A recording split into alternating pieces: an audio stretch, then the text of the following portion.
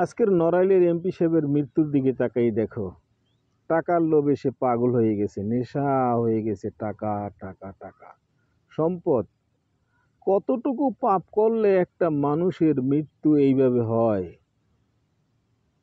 সে পাপের ভরা পূর্ণ হয়ে যাওয়ার পরে তার লাশটা তার ছেলে মেয়ে দেখতে পারলো না, তার কবর হলো না কোথাও। আল্লাহর বিধান, আল্লাহর মায়ের দুনিয়ার বাইর। তুমি সোনা চালান করো, চুরি করো, দেশে মানুষকে মানুষ বলে মনে করো না। তোমার লাশ কোথায় গেল আজকের? তোমার লাশ খেলো মাছে, লাশ খেলো কুকুরে, তোমার লাশ খেলো। কিভাবে কি হলো? একটুখানি লক্ষ্য করো, আল্লাহর বিচারের দিকে তাকাও। তুমি এত বড় শক্তির ক্ষমতার অধিকারী, তোমার আজকের কোথায় তোমার ক্ষমতা, কোথায় তোমার দম্ভ হারিয়ে গেল? একবার বিচার করে দেখো নিজের বিবেকের কাছে। আজকের নড়াইলের এমপির মৃত্যুতে এটা দুনিয়াতে একটা নোটিশ। আল্লাহ একটা নোটিশ করে দিল, আইওয়াশ করে দিয়েছে যে সম্পদ অবৈধভাবে ইনকাম করো, তোমার মৃত্যুটা কিভাবে হবে? তুমি টাকা দিয়ে, আজকের শাহিনের কথা আসছে যে সে 5 কোটি টাকা দিয়ে তোমার মৃত্যুর ফাঁদ পাচ্ছে, তোমাকে 5 কোটি টাকা দিয়ে ই করছে। এই 5 কোটি টাকা দিয়ে সে গরিব অসহায় মানুষকে সাহায্য করতে পারত, সে কি বেঁচে থাকতে পারবে? খুন কাউকেও ছেড়ে দেয় না, খুনের বদলা খুন হয়, পরোক্ষ বা প্রত্যক্ষ। তুমি হয়তো আজকের আমাকে খুন করবে, কালকের তোমাকে খুন করার জন্য আর একজন দাঁড়িয়ে যাবে। আল্লাহ তাআলা কাউকে ছেড়ে দেন না। তাই সাবধান। অবৈধভাবে সম্পদ ইনকাম করার আগে একবার ভেবে দেখো, তোমার এই সম্পদ কতটুকু তোমার উপকারে আসবে।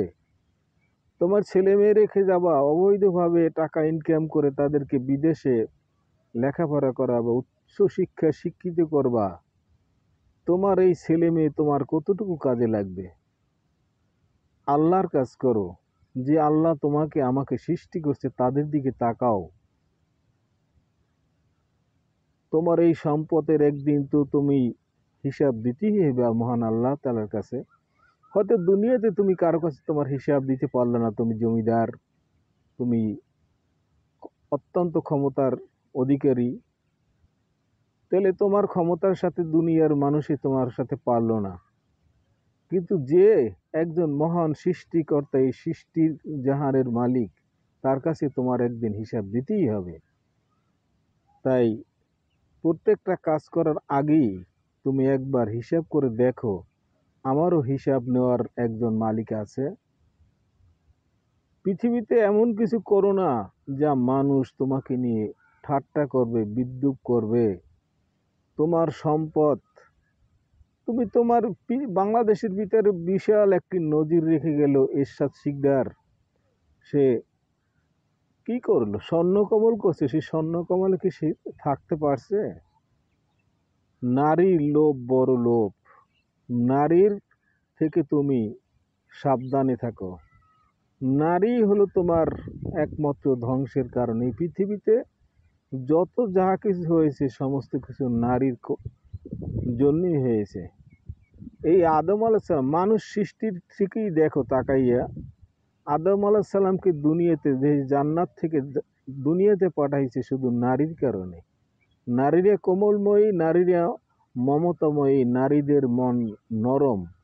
তাই নারীদেরকে মাধ্যমেই সমস্ত কিছু এই পৃথিবীতে, যত উন্নয়নও নারী আর ধ্বংসও নারী। তাই নারীর থেকে তোমরা সাবধান, নারী থেকে সাবধান, নারী থেকে সাবধান।